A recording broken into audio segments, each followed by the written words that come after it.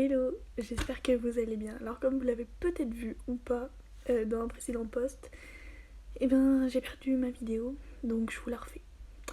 Voilà, et du coup c'était mes lectures du mois d'octobre. Alors du coup j'ai fini la série Another Story of Bad Boy. Alors du coup j'ai fini le 2 et j'ai lu le final. Alors franchement le 2, très très bon livre. Vraiment on a la suite du 1, parfait quoi, c'est ce qu'on voulait. Par contre le final, j'ai pas franchement beaucoup apprécié parce que en fait c'était juste un plus pour avoir la fin de l'histoire des personnages, quelle était leur histoire et tout. Mais c'est pas franchement le livre de l'année quoi. Ensuite, Play Along. Non mais franchement celui-là, Lee Stamford, le numéro 4 de ta série est juste incroyable. Isaiah, franchement, c'est incroyable. Franchement, les mecs qui a imaginé les Stamford sont vraiment très très cool. Des sportifs. Et bon, ça c'est pas grave. J'avais beaucoup aimé Caught Up de Lee Stamford, du coup, sur le frère d'Isaiah. Et franchement, comment vous dire que là aussi j'ai adoré. Pour l'instant, entre les 4 livres de la série The Windy City, c'est Caught Up que je préfère, mais Play Along est très bien quand même. Suite à ça, j'ai DNF un livre, plusieurs livres même, dont My Missing Piece de Acacia Blake. Alors, je l'ai lu jusqu'à la page 100 à peu près, non plus que 100, mais en fait je n'y arrivais pas, j'accrochais pas du tout, je comprenais pas, enfin j'arrivais pas à voir les suites logiques dans l'histoire, je n'y arrivais pas, pour moi c'était pas bien écrit, voilà. Après j'ai aussi essayé The Paradise Problem, je n'ai pas apprécié non plus, et ensuite aussi Recherche faux mec pour vrai plan caliente, lui non plus. Je n'ai pas pu. Franchement, je pense que j'aurais essayé un jour de lire ses livres, mais c'est sûr que My Missing Piece, non. Sinon, voilà. Après, j'ai lu Midnight Kiss de Acacia Blake. Et là, par contre, franchement, des personnages attachants, un truc de zinzin. Et là, j'ai pas du tout été déçue parce que du coup, vu que j'avais lu, enfin commencé à lire My Missing Piece, que j'ai DNF, du coup que j'ai abandonné, je me disais est-ce que je le lis ou pas, et je l'ai lu. Je n'ai pas abandonné puisque je vous en parle. Et franchement, très très bon livre. D'ailleurs, en fait, je pense que c'est parce que Play Along a été un vrai coup de cœur que ça m'a mis un peu en panne de lecture. Du coup, j'arrivais pas à lire autre chose. Merci Midnight Kiss. Je vais vous parler de Abyss, tome 1 et tome 2. Parce que oui, j'ai lu les deux. Et en fait, CS Quill, franchement, c'était quoi ça? Des pirates? Mais non, franchement, des pirates hyper cool, hyper sympas, hyper attachants. Et Joséphine! Non, vraiment, j'ai beaucoup aimé. En fait, j'ai l'impression que je vous ai spoilé un truc là. C'est pas grave. Joséphine, très très gentille, mignonne, je ne sais pas, mais très attachante. Franchement, ça se voit, t'as envie de savoir son histoire, t'as envie de savoir son passé, ce qui s'est passé. Et non, vraiment, j'ai adoré ce personnage. Je savais que j'avais oublié de livres. J'ai aussi lu Love Redesigned de Laurine Asher de la trilogie Lakefront Billionaire. Franchement, des amours, les personnages principaux. En fait, c'est une romance très mignonne. Franchement, c'est l'une des romances les plus mignonnes que j'ai pu lire, je pense. Et aussi, du coup, j'ai lu Love and Writing, les numéros 2. Ça m'a beaucoup fait penser à Caught Up de Lee Stamford. Et franchement, j'en suis très contente aussi, même si j'ai préféré Caught Up. Parce qu'en fait, c'est un père solo qui a un enfant. Et ça se passe un petit truc avec la nounou. Voilà.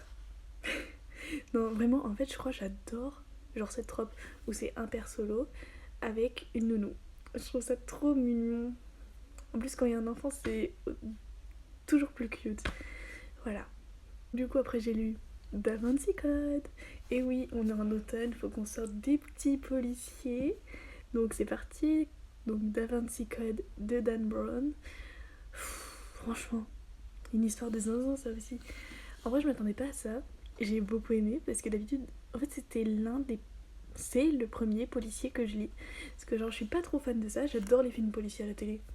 D'ailleurs France 3, Meurtre à je ne sais pas où, très bien vos films. Mais c'est le premier policier que je lis et franchement j'ai adoré. Franchement je pense que c'est vraiment une valeur sûre. Surtout en fait je sais pas, en automne t'as envie de lire des policiers, des petits trucs qui font peur. Et ensuite du coup ça m'amène au dernier livre de cette vidéo, enfin je crois le dernier, Les mystères de Fleet House de Lucinda Riley. Et oui. Ah bah non, ce n'est pas du tout le dernier livre parce qu'en fait du coup j'ai d'autres livres de Lucinda Riley à vous parler, à vous présenter, à vous faire la promo parce qu'en fait ils sont juste incroyables. Franchement Lucinda Riley, mais quelle plume. Non, vraiment j'ai adoré ce livre parce que c'est aussi un policier du coup. Et on est sur une enquête Fleet House qui est un peu un internat pour enfants, enfin ça va jusqu'à 18 ans, où du coup il y a eu une victime, il y a des recherches dans le passé de ces personnes, et en même temps il y a plusieurs, je sais pas comment on dit, plusieurs points de vue, parce que genre t'as le point de vue du coup de l'inspectrice en chef, policière en chef, t'as le point de vue d'une famille qui est un peu en rapport avec tout ça bien évidemment, tu as le point de vue du directeur, le point de vue d'autres personnes. Franchement, je vais pas tout vous dire parce que je vais vous en spoiler une partie, mais bon. Voilà. Non, vraiment très très bon livre. Je l'ai fini tout à l'heure. En fait, je l'avais mis dans ma vidéo. À la base, je l'ai fini la tournée hier. Et du coup, je l'avais pas fini. Mais là, franchement, très très bon livre. Et franchement, la fin, c'est incroyable. Ils ont résolu l'enquête. C'est logique, mais c'est pas grave. Alors ensuite, du coup, toujours de Lucinda Riley, Les 7 sœurs, tome 1 avec Maya et Les 7 sœurs, tome 2 avec Alicione. Ali. De toute façon, c'est le surnom Ali. Alors franchement, Les 7 sœurs, en fait, pour vous la faire courte, j'ai adoré. Non, on va faire un peu plus long quand même. Alors, 7 sœurs qui ne sont pas 7 parce qu'il y en a que 6. En fait, Passalt, comme elle le surnomme, c'est un peu leur papa adoptif. Il a adopté 6 filles et du coup toutes à un âge différent. Maya qui est l'aînée et ensuite vient Ali du coup du tome 2. Et en fait, Passalt va mourir et ses filles ne sont pas à son enterrement. Il est mis dans un cercueil dans l'eau. Voilà, on va dire ça comme ça. Et il a laissé des indices à ses filles adoptives pour, si elles voulaient, du coup, retrouver leurs origines véritables. Et du coup, tome 1 avec Maya. Franchement, très attachant ce personnage. Ali aussi. Et franchement, j'aime trop, genre, quand il y a des enquêtes sur le passé. En plus, on a du coup le point de vue des arrière-grands-parents, grands-parents, parents, des personnages principaux. Donc de Maya, tu as le point de vue de son arrière-grand-mère et du coup de Ali c'est pareil, enfin pas arrière-grand-mère mais bref, quelqu'un de sa famille d'il y a longtemps. Donc franchement j'ai adoré cette histoire aussi, ces histoires. Bon du coup voilà, j'ai terminé. Alors franchement je suis encore désolée pour la qualité de la vidéo parce que là je n'ai pas mon matériel. Ok, je suis chez moi dans ma chambre mais je n'ai pas le temps, donc je vous ai fait ça vite fait. La vidéo se fera sans doute moins de 10 minutes, même certainement. Celle que j'avais prévue était vraiment bien parce qu'en fait je vous parlais des livres directement après les avoir lus. Bon, ça changeait de décor à chaque fois, mais j'ai trouvé qu'elle était vachement mieux. Je l'ai montée hier soir et je l'ai perdue, voilà. Et franchement ça m'a un peu saoulée, mais je vais quand même essayer de vous poster celle-ci pour 10h du coup à samedi.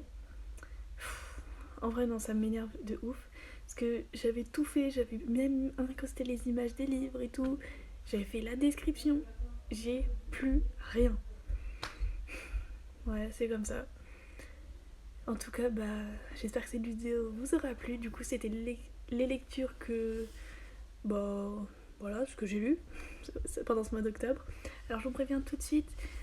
Du coup, je ne vous ferai pas un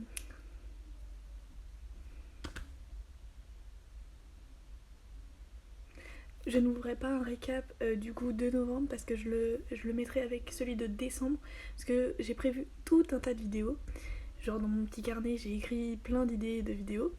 D'ailleurs, il y en a qui sont peut-être déjà postées, programmées sur YouTube, même si il y en a, parce que c'est moi qui l'ai fait, donc je sais.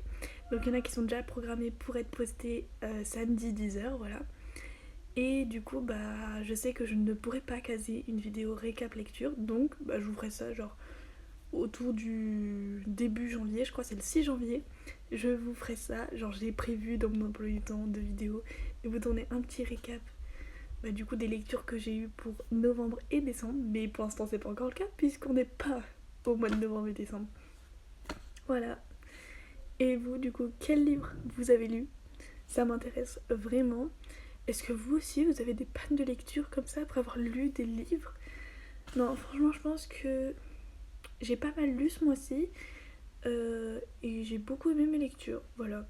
Malgré le fait que j'ai DNF 3, 4 livres. 4 livres parce que du coup, je n'ai pas lu My Missing Piece 2 que j'ai acheté. Je vais les revendre sur Vinted. Voilà. En tout cas, je vous fais des gros bisous et je vous dis à bientôt.